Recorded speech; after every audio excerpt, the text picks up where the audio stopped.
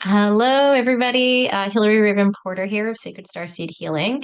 I'm wanting to touch base. So I just finished a gathering I hold on the first and third Wednesday of every month called Esoteric Storytime.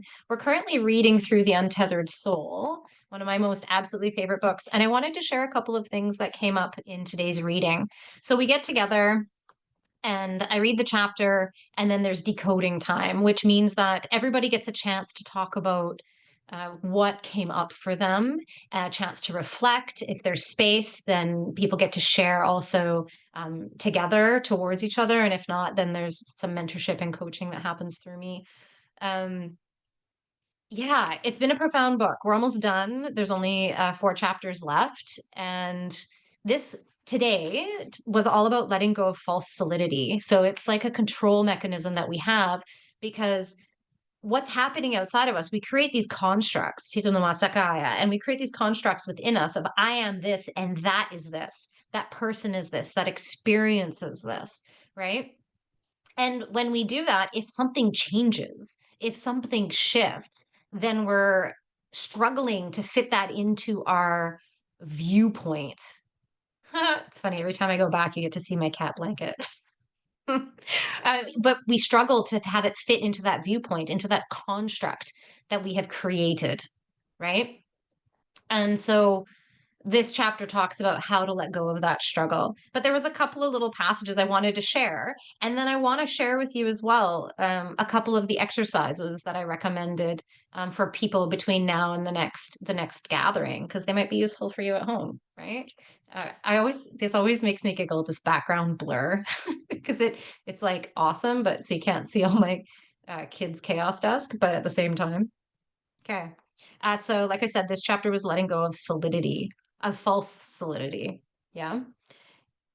So there was a talk about clinging and how we cling to these paradigms, to these psyche pieces that we've created. This fits in that box, right? And we cling to that concept, we cling to that idea, right? So in order to understand clinging, we must first understand who clings. As you go deeper into yourself, you will naturally come to realize that there is an aspect of your being that is always there and never changes. This is your sense of awareness, your consciousness.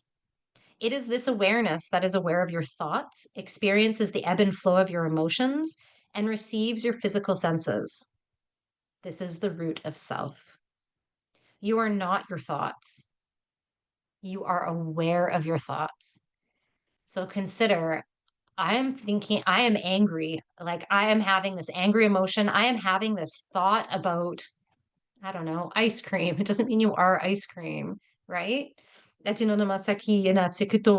You are not your emotions. You feel your emotions. The second you say, I am angry, I am an angry person, you've created that box, that construct of who you are. Versus, I am sitting with anger. I am experiencing anger. It's easier to let it go. It's easier to transmute it. It's easier to let it flow through and be what it is versus taking it on. Once we start bringing in the I am this thing, it's harder to unpick, right? Masaki. You are not your body. You look at it in the mirror and experience this world through its eyes and ears. You are the conscious being who is aware that you are aware of all these inner and outer things. And that's what I've loved. Part of what I've loved about this book is the talking of you are the observer.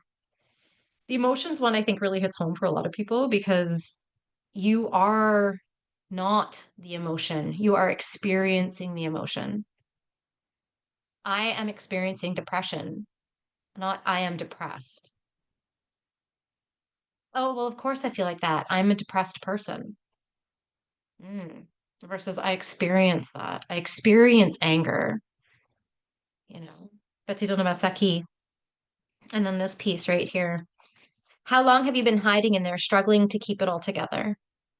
Anytime anything goes wrong in the protective model you built, so that construct that we put within our psyche, little boxes, you built about yourself, you defend and rationalize in order to get it back together. Your mind does not stop struggling until you've processed the event or somehow made it go away. People feel their very existence is at stake, and they will fight and argue until they get control back. This is all because we have attempted to build solidity where there is none. Now we have to fight to keep it together. The problem is there is no way out that way. There is no peace and there is no winning in that struggle. You were told not to build your house upon sand. Well, this is the ultimate sand. In fact, you built your house in empty space. If you continue to cling to what you built, you will have to continually and perpetually defend yourself. I am this way, but I feel this way, or that's happening to me, and I feel like I should be responding like this because that's who I am. It's kind of a silly example, but not really. Somebody invited me to a reggae night, and I was like, I don't even know if I like reggae. Right. And then I was like, I'm going to go check it out. But if I said, I am not somebody who listens to reggae, I wouldn't have gone. I had one of the best nights. It was so much fun. That's just a small example. Or like, I'm not a gym person. I'm not a gym rat.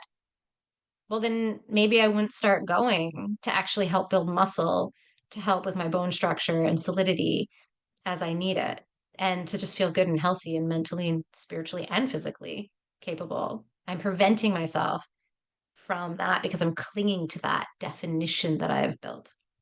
It really closes us off to experiences, right? And then you're defending. Well, I'm not like that, and this is why.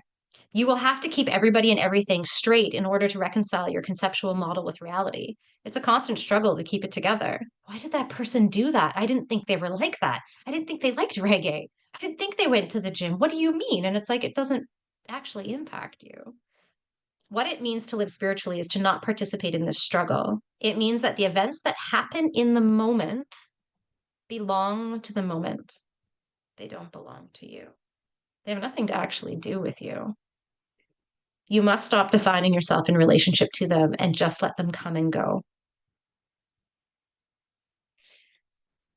Love this book. It's deep. And that's also why this book, I'm decoding it with people and reading through it and offering examples and real life. How does this apply to our real life? Now, a couple of the exercises that I was like, these will be helpful to integrate. I highly recommend, like I said, I recommend this book, The UnTethered Soul. You can't even, it doesn't show me by Michael A. Singer. I am not affiliated with it in any way. It's just a book that has been really impactful on my own world. And also with the clients that I work with, it's one that I often recommend. And like I said, working through it right now with some people.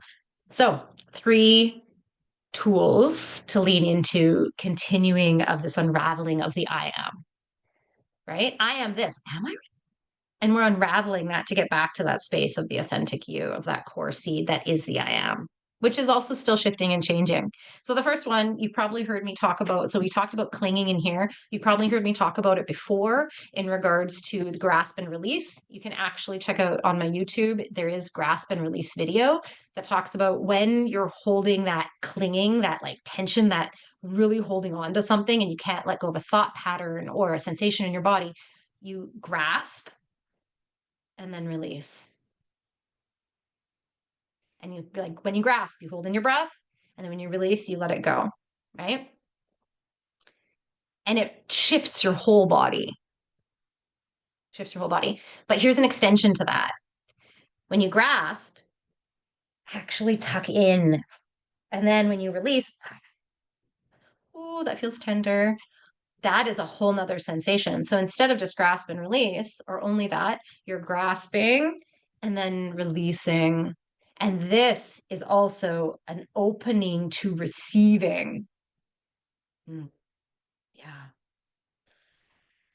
Number 2, the pause to reset. So when that like obsessiveness happens, that clinging, that like thinking about a human or thinking about an experience, or I can't believe I said that thing, or I really need to go do this thing, or even, I'm craving this food and I need it now, even though you don't really need it, or you're transitioning from certain foods to other foods and the cravings are real, right? And there's this clinging to this energetic cord of whatever it is, the human, the experience, the emotion, whatever it is, the thought pattern. Take the pause. Don't act, don't react. Take the pause. And what I mean by that is go to something that helps you shift that energy into your self state. Because in this book, he talks about when we're doing that outward connecting, we are actually losing awareness of self. We're connecting into that energy. And when it becomes that obsessive, clingy energy, we have stepped out of awareness of self. So you can also look at it as becoming uncentered, right? So what helps you come back to that center, that place where you feel that Care Bear stare power right in your solar plexus? Where does it come from? How do you get back there? For me, I go to mantras is one of my go-tos. So I have a mantra I'm listening to right now called Shiva Hum and by Silver Wattle. And it's like 3 minutes. Sometimes I only have to listen to it once and I'm like, oh, there I am. Yeah. Hi. Hi, Hillary.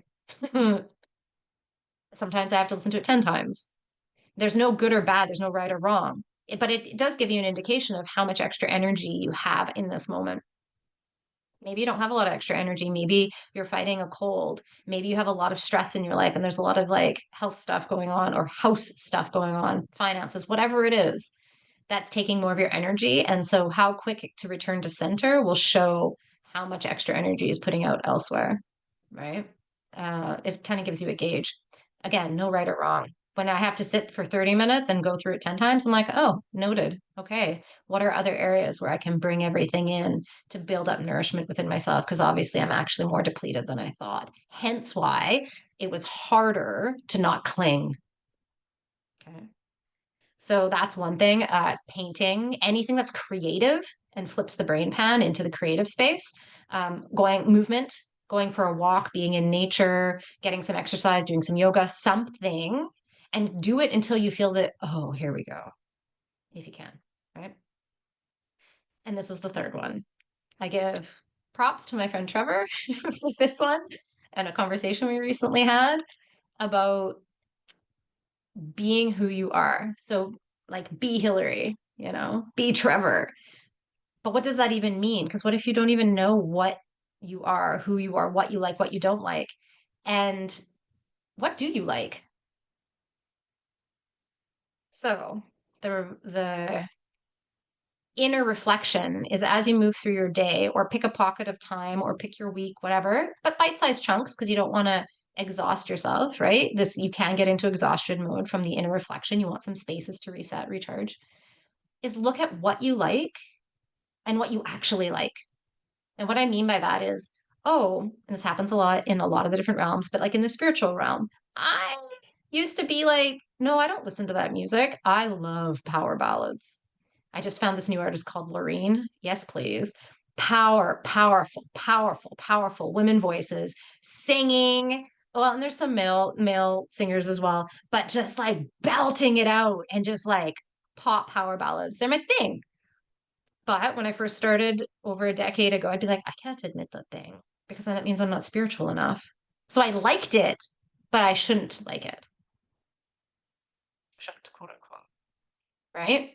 But I like this other thing over here, but I didn't really, but it made sense because it was the spiritual thing. So I should like it. See the difference there between what you actually like versus what you think you should like and how you're presenting you like it because of perceived conception of the culture you're in or the, realms that you walk in. So I encourage you to just kind of notice, be like, oh, I like that thing. It's like, do you really like it? Or did you just say you like it because the other human that you're with likes it? It's okay. My mom and I have this thing where she would hold up a shirt. She'd be like, look at this. And I'd be like, that's totally a you shirt, which meant I didn't like it, but it didn't mean she shouldn't like it. It just meant it wasn't for me. It was for her. Yeah. So the three things: full body release, the grasp and release, the pause to reset to awareness of self when you're feeling that clinging and that obsession happening around another energy experience, whatever, you're disassociating from self and associating more and taking on that other thing. And then what do you actually like versus what you think you should like? Yeah. I have this thing because that person gave it to me and I like it because it's got peacocks on it, but I actually don't like it. Mm, right? Okay, that is all for that. And that's just like a snippet. The next gathering, if you want to join us, you don't have to, you can join at any time. You don't need the book. I read the chapter. out loud, and then we have decoding time. And each chapter kind of stands alone, and we do talk about reoccurring themes and patterns, so you won't be lost if you join. So our next one's February 5th. They're sliding scale 11, 22, 33 on Zoom from 11 to 1. So you can join from anywhere.